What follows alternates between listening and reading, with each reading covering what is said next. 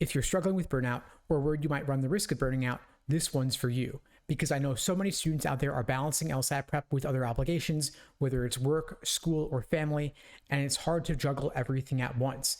And then on the other end, if you are fortunate enough to be able to study for the LSAT full time, it's easy to go overboard with it. And so no matter what your situation is, burnout is a real risk that you will likely encounter. So the question is, how can you prep for the LSAT without reaching the point of burnout?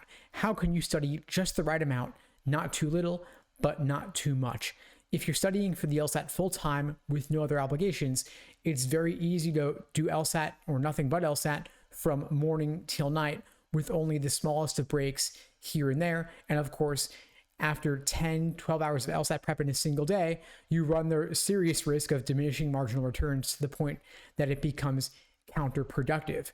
If, on the other hand, you are balancing LSAT prep with other obligations, whether it's working full time or you are in school or you have the family obligations, it's hard to fit everything in and do it all at your fullest capacity. And so in this video, I'm going to show you how to achieve the optimal balance while still doing everything you can to achieve the highest LSAT score possible in a way that is both efficient and sustainable over the long term. So first, for those of you who are in the fortunate position to be able to study for the LSAT full-time, no other obligations, you're not working, you're not in school, you don't have big family obligations or big obligations with a significant other, you are able to put in as much time for the LSAT as you want. In this case, of course, I recommend that you limit your studying to a certain amount, no more than typically 5 to 6 hours of dedicated, focused studying. Anything more than that, you run the risk of burnout. It's real, I've seen it. I've been there personally as well. Trust me, you do not want to be in this situation, especially in the final weeks and days before the LSAT. If you haven't experienced burnout before, it's a situation where you've done so much LSAT that you basically don't even see the question in front of you anymore. You know the material, but you can't translate the theory into application on real LSAT practice questions. You're getting things wrong and you don't even know why. When you review it afterwards, it seems totally obvious, but in the moment, you couldn't make heads or tails of the question. It's not because you don't know the material.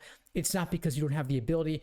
It's just because you've gone overboard and you've basically temporarily fried your brain.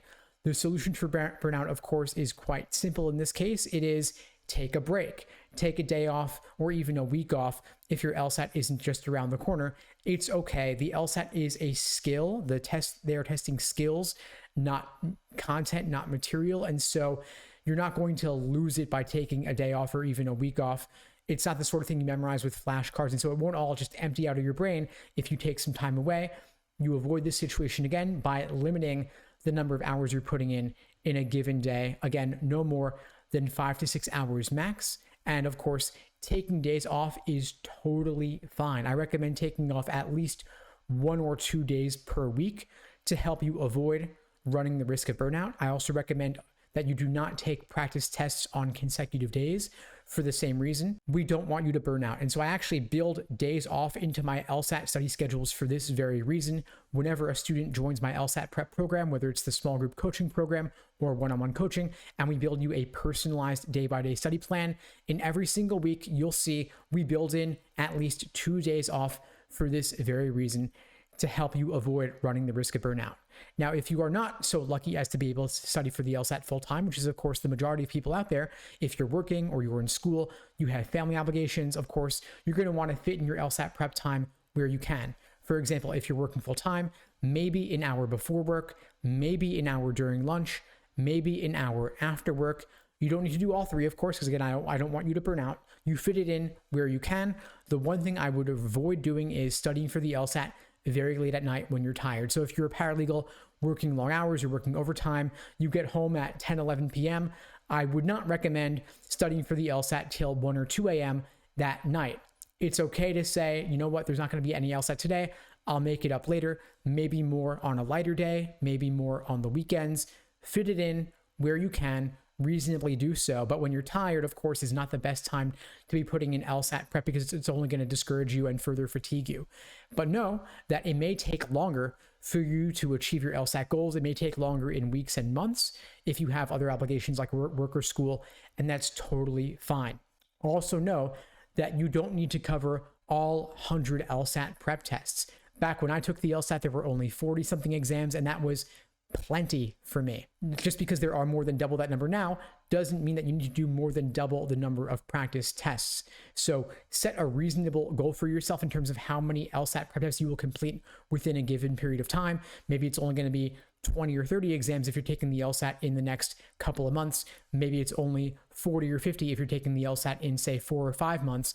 But it's the rare student who actually is going to reasonably complete all 100 prep tests. So what I'm suggesting here ultimately is that you limit the amount of material that you set out to complete for yourself so that you don't take on unreasonable obligations. For the same reason, choose your resources carefully, the ones that you invest your time in. Just because someone, a friend, a family member gave you some old LSAT prep book, that doesn't mean that that's the material you should actually be completing. An LSAT prep book from 10, 20 years ago isn't worth your time just because you got it for free. You can easily buy a used copy of a newer LSAT prep book for maybe $20, and that'll be a way better use of your time. You want to make sure that you're getting your LSAT prep support from people you trust and that you're choosing your resources carefully. And that's one reason why I personally release 98% of my material for free, so that you can actually try out my materials before deciding whether to work with me. My goal is that my free material, whether it's on YouTube, the podcast, TikTok, Instagram, and such, will be sufficient to get you into at least the 160s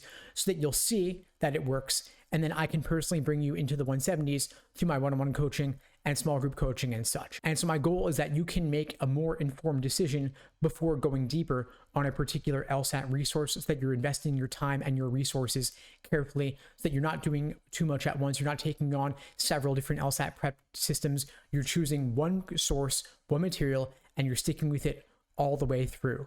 If you'd like my help, of course, there are a variety of ways I could support you, whether it's through our live online classes via Zoom, on-demand video courses, small group coaching, and one-on-one coaching. Any of them could be the key to helping you avoid burnout through our personalized day-by-day study plans and helping you reach into the 170s. So please feel free to check out the links below this video to find out more and to book a call with me and my team. We'd be glad to help you out. And if you found this video helpful, please do me a favor and share it with someone who needs to see it. I don't do any advertising for the channel. I rely only on word of mouth to help get the word out, and your sharing this video really does make a difference. In the meantime, I'll wish you all the best and take care.